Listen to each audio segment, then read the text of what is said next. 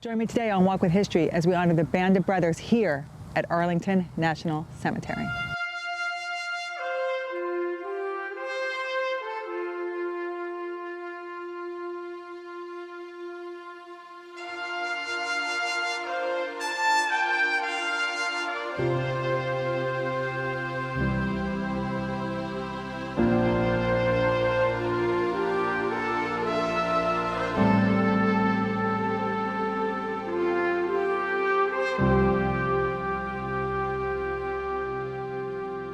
Hi, Jen of Walk with History, veteran, historian. I'm here at Arlington National Cemetery, one of the places that Walk with History loves to focus on and showcase on our videos to honor the heroes that are buried here and their service to America. Today we're going to focus on the band of brothers. We want to show the real men who actually were portrayed in the series, some who were not portrayed in the series. There are 5 band of brothers here in Arlington National Cemetery, and we're going to see all of them.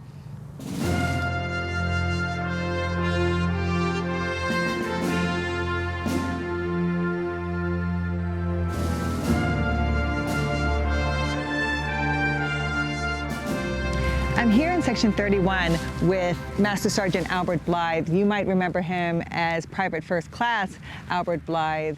Sir, when I landed on D-Day, I found myself in a ditch all by myself. When I woke up, I didn't really try to find my unit to fight.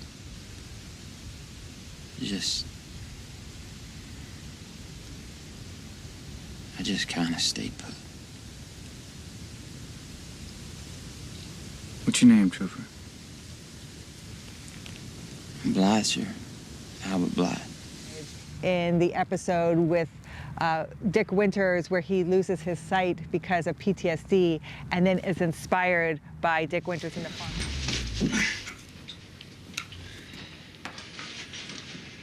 Blithe? It's Lieutenant Winters. What happened? I don't know, sir. But things, they just kind of went black on me. Well, you can't see? I think, sir. I can't see a thing. Well, you just take it easy, Blithe. I'm gonna get you out of here. Get you back to England. It's gonna be okay. Sir,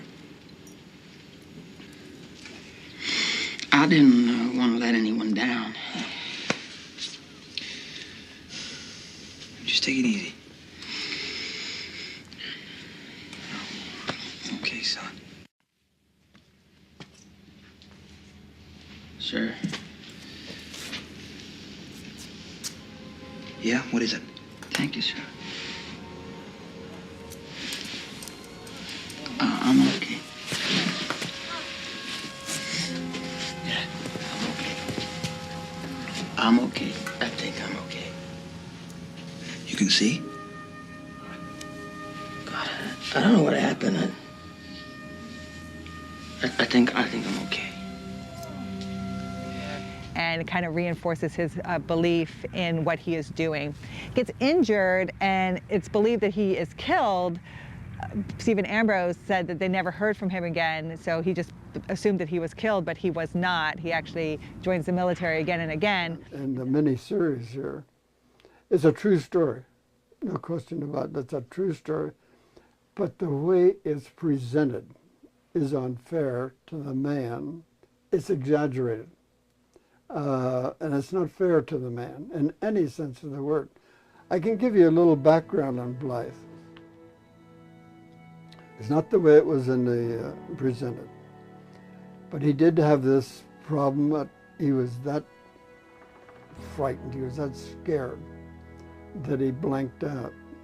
And then the aid station, I had gone in there because I had been hit, and I took the opportunity to go down the line along the wall, and it's exactly the way it worked out. When I talked to him, it seemed to snap him out of it, and he was all right. Later on, he again was went through on a patrol. He volunteered for a patrol, and outside of Carrington, and he was wounded, which was severe. We thought we had lost him at that point, but he lived through it. But now, the story on Blithe since then is very, very interesting. He came home and he volunteered for the Korean War. He went in the Korean War, he went in the airborne. And they had the mission of jumping over the line. They jumped right into the middle of a division of Chinese. So it ends up, he has the Purple Heart, the Bronze Star, and the Silver Star. Not too shabby. It speaks for itself. Yeah. He's a pretty good man. And he lived during the last years in Northwest Philadelphia. He's buried not far away from Robert Todd Lincoln. Robert Todd Lincoln is right up the hill there. So it's down the hill, and he's here if you want to come visit him in Arlington National Cemetery. If you like this content, you want to honor these type of heroes, don't forget to like and subscribe to Walk with History on YouTube. It's our honor to be here. It's our honor to visit. It's our honor to not forget the real men that did this.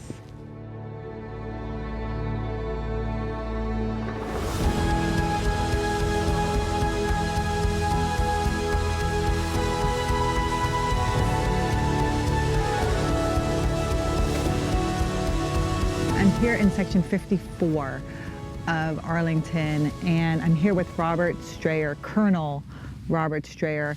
In Band of Brothers, he's Lieutenant Colonel Robert Strayer. He will have command before he hands it over to Dick Winters. Dick Winters will take that position over from him, and he is portrayed in the miniseries Band of Brothers. You've done it now, Yanks. You've captured me.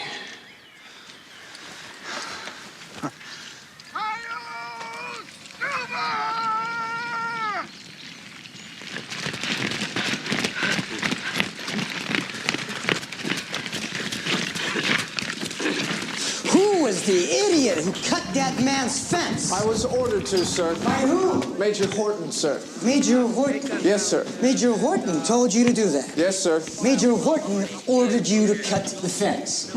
Yes, he did. Major Horton is on leave in London. Get those cows out of here. During his service, he earned 4 Bronze Stars, 1 Silver Star, and 1 Purple Heart. He married Mildred Strong. Her name is on the other side of this monument, an Army nurse, January 12, 1942. He retired from the Army and retired to Florida, where he passed away December 18th, 2002. It's our honor to visit them. It's our honor to visit another Band of Brother here at Arlington National Cemetery. And if you get a chance to make it out, this section is right beside the main building, and it's almost beside section 60, where 3 other Band of Brothers are as well. So if you wanted to pay your respect to these Band of Brothers, it's not difficult to find them here at Arlington National Cemetery.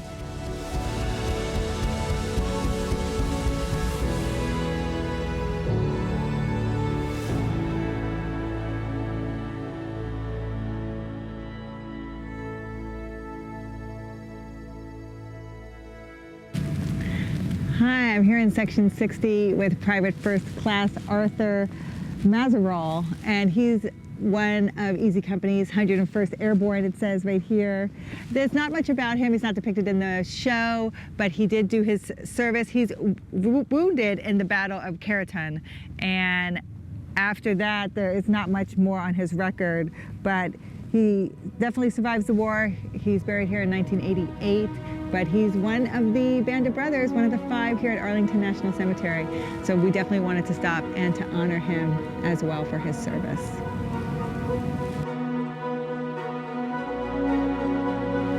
I'm here in section 60 with Band of Brother Forrest Guth, and he is in the show Band of Brothers as himself. He's interviewed in the beginning of the 8th episode, The Patrol. After Bastogne, we went to Hagano. There was another push there. We want to get some idea what was across the river there and what kind of strength they had. He's one of the original 150 members of Easy Company. His character was actually planned with a unique uniform with lots of pockets, but he was replaced by somebody else.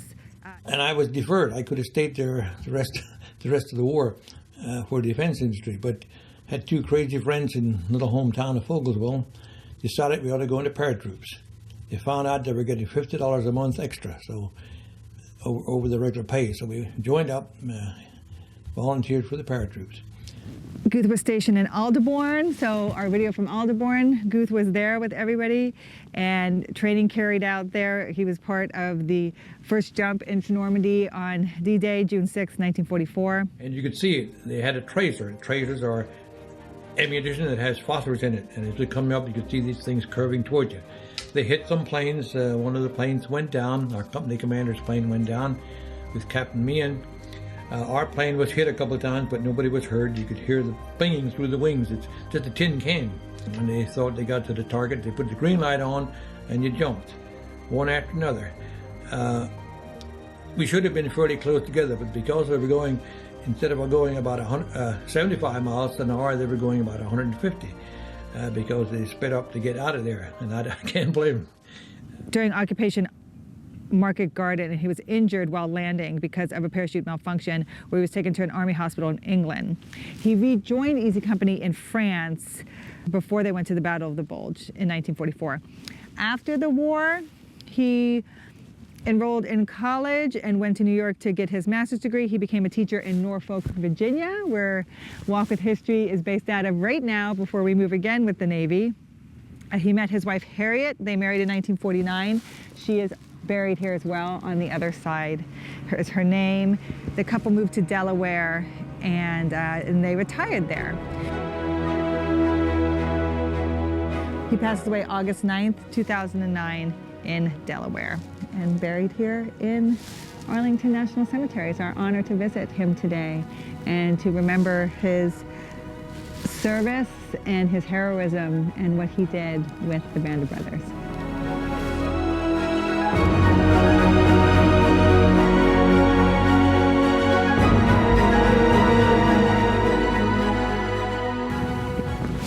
So I'm here with Amos Taylor, the original Toccoa men of Band of Brothers, and his nickname was Buck.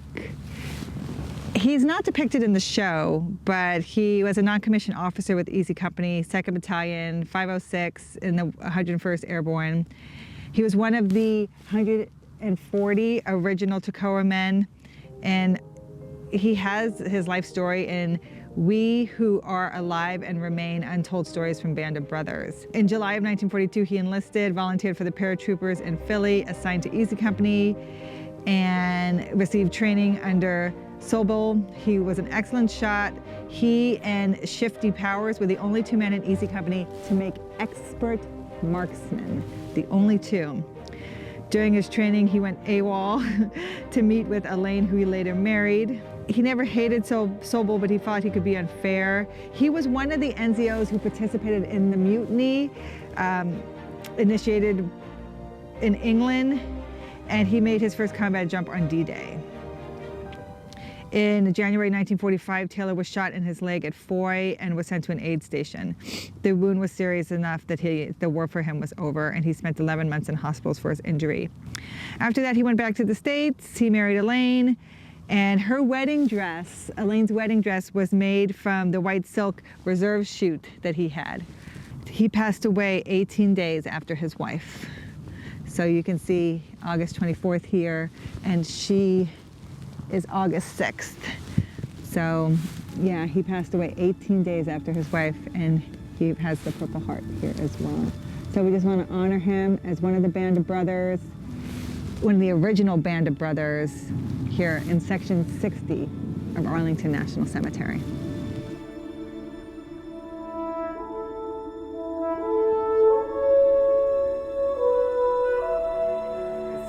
You know, what that miniseries actually shows is there can be no war without love. And the love of brotherhood, the love of your fellow soldier, the camaraderie that you all build together, and that is what gets you through all that fighting and all that warfare. And so I'm here to honor the 5 bandit brothers that are here at Arlington National Cemetery.